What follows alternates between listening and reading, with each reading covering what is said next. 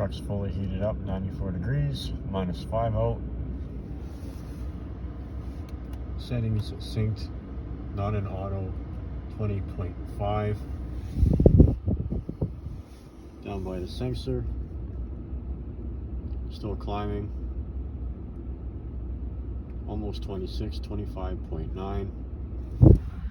I'm feeling the air here, still blasting hot. Still climbing.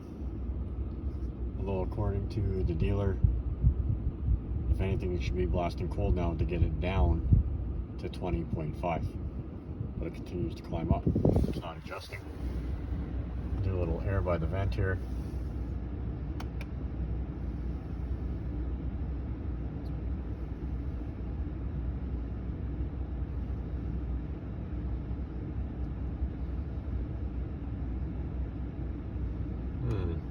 40.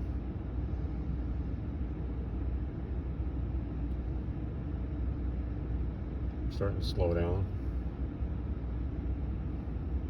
42.